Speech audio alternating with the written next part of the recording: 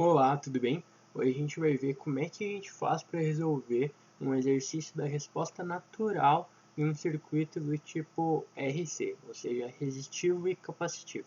Então vamos lá, vamos começar colocando aqui qual que é o circuito que a gente vai estar considerando nesse exercício. Então eu vou colocar primeiramente alguns resistores distribuídos aqui. Vamos dizer que 3 resistores em paralelo e 2 resistores em série. Completar aqui. Além disso, o que a gente vai ter aqui? Um capacitor, um elemento capacitivo. Pois muito bem. Além disso, então, vou complementar isso, vou colocar o valores desses elementos. Então a gente vai ter os resistores em série no valor de 4 ohms. A gente vai ter também um resistor aqui de 8 ohms. E esses dois aqui serão 2 de 16. Ok. Agora, além disso, vamos considerar que a tensão inicial sobre o capacitor, né, vai ser de 80 volts. Isso no momento zero. Então, inicialmente esse capacitor aqui ele vai estar carregado com 80 volts. Entretanto, a gente não vai ter nenhum circuito aqui, nenhuma fonte que esteja alimentando o circuito. A gente está considerando apenas que esse capacitor já começa carregado no valor de 80 volts. Então, nesse circuito aqui, o que eu desejo obter? Eu quero achar, vou colocar aqui em verde, eu quero achar então a tensão sobre o capacitor, mas a curva disso para a variação do tempo. Então, conforme o tempo vai variando, do instante 0 até, por exemplo, 1, 2, 3, 4, 5, 6, 8 segundos, qual vai ser o valor da curva desse capacitor? A gente sabe que o capacitor vai descarregando, então ele vai dissipando a energia que ele tem armazenada, esses 80 volts, e isso vai se reduzindo. Agora a questão é como que eu determino a equação que vai me mostrar matematicamente o que está acontecendo. É isso que a gente vai ver. Então, basicamente, a gente vai ter que a tensão no capacitor, digamos assim, a equação, né, que vai mostrar isso, vai dizer que a curva, né, dessa tensão vai ser, no caso, a nossa tensão inicial, V0, multiplicado por E, na menos T sobre tal. Desculpa que meu tal é meio feio, mas é para ser essa letra aqui. Isso aqui, então, é a minha curva da tensão. Agora, então, se a gente for reparar, a gente vai ver que esse meu V0 vai estar aqui, ó, 80 volts. O T é a variável, né? Então, tá na forma algébrica ali, em função de T. Só que o E relacionado com a curva exponencial, né? Mas a gente precisa encontrar esse valor de tal, a nossa constante de tempo, para poder resolver esse circuito. E agora, como é que eu faço para encontrar esse valor de tal? Aí que tá. Então, esse valor ele vai ser igual à resistência de Thevenin multiplicado por E, multiplicado, aliás, pelo valor da capacitância. esse valor da capacitância eu já devia ter passado também, mas vou colocar ele aqui agora. Então a gente vai considerar que eu passei o valor dos elementos ali, resistivos, passei o valor inicial na V0 no capacitor, mas esqueci de falar o valor do capacitor, né? Que no caso a gente vai estar considerando que pode ser 1/3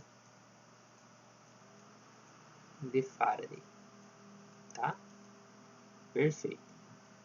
Então, esse valor da capacitância ele já está dado. Ele está aqui, ó, 1/3 de Faraday. A questão é que a gente precisa desse RTH. Como é que a gente vai encontrar ele? Pois muito bem. Nosso RTH, então, vai ser a resistência de Thevenin para esse capacitor. Basicamente, a gente pode resolver o resto do sistema aqui. Nós temos, então, esses resistores que estão em paralelo. Se a gente fosse resolver, né, então, o paralelo dos resistores de 16 ohms, e isso vai estar o que? Em paralelo com esse resistor de 8 ohms. E isso aqui tudo vai estar em série com esses dois resistores. Então a gente tem a soma ali, né, com o resistor de 4 e com esse resistor aqui de 4 também. Circuitos então em paralelo, eu realizo o cálculo paralelo. Circuitos em série, eu somo. Isso para encontrar RTH. Esse meu primeiro paralelo aqui, eu tenho valores idênticos, 16 e 16 ohms. Quando eu estou fazendo circuito em paralelo, eu tenho valores idênticos, o resultado da resistência equivalente entre eles é a metade do valor de um dos ramos. Então, como eu tenho 16 ohms aqui em paralelo com 16, eu vou ter uma resistência equivalente de 8 ohms. Isso vai estar em paralelo com esse outro resistor de 8 ohms, somado com esse resistor de 4 mais esse resistor de 4 que estão em série. Então, 4 mais 4 vai totalizar 8. Pois muito bem, o paralelo desses dois resistores de 8 vai ser então metade do valor, já que são resistores iguais que estão em paralelo. A metade de 8 é 4. Isso somado com esse 8 aqui, eu vou ter uma RTH, o mouse tá meio doido, uma RTH de 12 ohms. Ok, então vamos voltando, a gente já tem o valor de RTH, 12 ohms. A gente tem também o valor de C, que é 1/3 de Faraday. Com isso, a gente vai conseguir encontrar nossa constante de tempo tal, que vai ser igual ao meu RTH, que é 12 ohms, multiplicado por 1/3 de Faraday. Tá? Então, eu vou ter basicamente 12 dividido por 3, que é 4. 4 segundos. É uma constante de tempo dada em segundos. Pois muito bem, o que eu faço com esses 4 segundos? Eu consigo substituir aqui na fórmula do VC. Então, a minha curva de tensão sobre o capacitor vai ficar como? Minha curva de tensão sobre o capacitor em função do tempo vai ser igual ao meu valor de V0, a minha tensão inicial no capacitor, que é 80 volts, multiplicada por E na menos T, dividido pela nossa constante de tempo, que é 4. E está aqui, sublinhar, marca texto. Então, basicamente, essa aqui é a curva do nosso circuito, da resposta natural, né, do circuito RC. Então, se eu quiser saber no instante de tempo zero, basta que eu venha aqui, coloque que a tensão no capacitor no instante zero vai ser igual a 80 multiplicado na por E na menos, no lugar de T eu vou colocar 0, dividido por 4. Então, resolvendo esse cálculo aqui, eu vou ter a tensão no instante 0. Mas agora, se eu quiser saber no instante 2, basta eu vir aqui, substituir por 2, igual a 80 na menos E, na menos 2 sobre 4.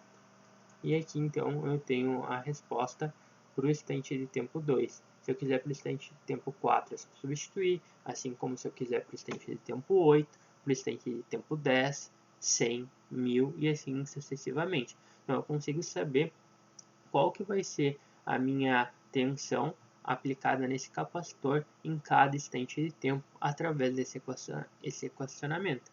Então, a gente tem aqui a equação, né, que vai estar relacionando a resposta natural e a gente consegue, através dos valores, né, da tensão inicial nesse capacitor, também do valor da constante de tempo, que vai estar relacionada com a resistência desse circuito, né, e também com a capacitância do nosso capacitor, encontrar exatamente determinar essa equação dessa curva de tensão sobre o capacitor. Então, espero que vocês tenham gostado dessa videoaula e até a próxima.